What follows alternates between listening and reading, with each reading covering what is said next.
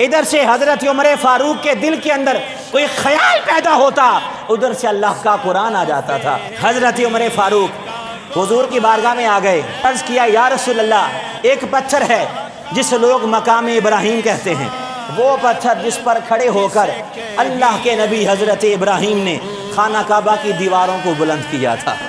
کاش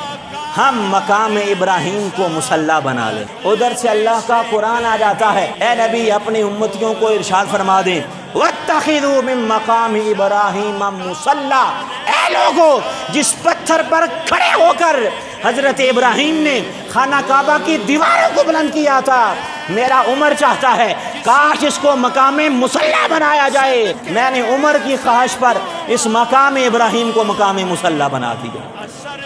سب سے پہلے جس کے قبول اسلام پر مسلمانوں نے خانہ کعبہ کے اندر اعلان نماز ادا کی ہے، وہ حضرت عمر فاروق رضی اللہ تعالیٰ عنہ ہیں۔ جناب حضرت آدم سے لے کر آج تک ہر وہ بندہ جسے عزت عطا کی گئی ہے، اسے عزت اللہ کے دین نے، اسلام نے عطا کی ہے۔ کائنات کے اندر جو بندہ بھی آیا ہے جسے اللہ نے عروج عطا کیا ہے، اللہ نے اسلام کے صدقے سے عطا کیا ہے،